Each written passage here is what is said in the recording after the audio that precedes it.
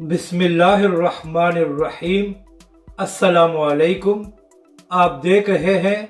YouTube channel عام سی باتیں۔ عمران خان صاحب نے اپنی ہی بات کو غلط ثابت کر دیا ہے،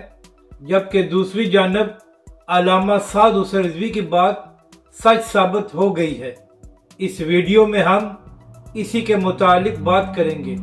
ناظرین کرام، عمران خان صاحب اور پوری تحریک انصاف کا یہی بیانیہ تھا کہ ان کے خلاف بیرونی سازش کی گئی ہے، اور اسی کے تحت اپوزیشن نے عمران خان کے خلاف تحریک عدم اعتماد کو جمع کرایا اور ان کی حکومت کو گرایا گیا۔ لیکن اس کے بعد فواد چودھری نے آج سے چند ہفتے پہلے محمد مالک کے پروگرام میں بات کرتے ہوئے کہا کہ ہمارے اور اسٹیبلشمنٹ کے تعلقات خراب ہو گئے تھے، تو اسی لیے ہماری حکومت قائم نہیں رہ سکی، جبکہ دوسری جانب عمران خان صاحب کا یہ دعویٰ تھا کہ انہوں نے فیبرری میں جو روس کا دورہ کیا تھا، تو اس وجہ سے کچھ بیرونی طاقتیں ان سے خوش نہیں تھیں اور اسی لیے ان کو سزا دی گئی اور عمران خان صاحب کی حکومت کو ختم کر دیا گیا۔ اب 2 دن پہلے عمران خان صاحب نے ایک انٹرویو دیا ہے اور اس میں خان صاحب نے یہ دعویٰ کیا ہے کہ جولائی 2021 میں ان کو خبر مل گئی تھی کہ نون لیگ اور اپوزیشن ان کی حکومت کو گرانا چاہتے ہیں۔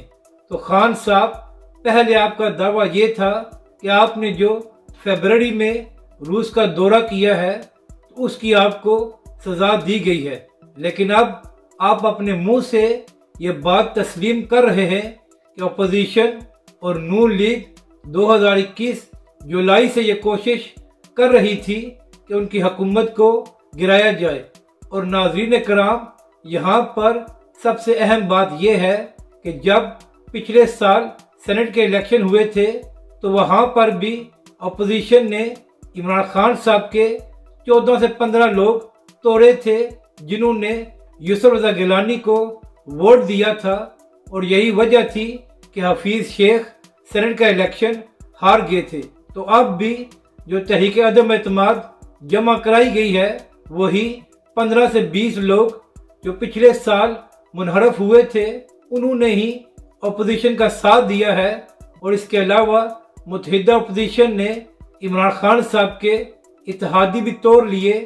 جس کی وجہ سے ان کی حکومت ختم ہو گئی ہے۔ اور اگر عمران خان صاحب کا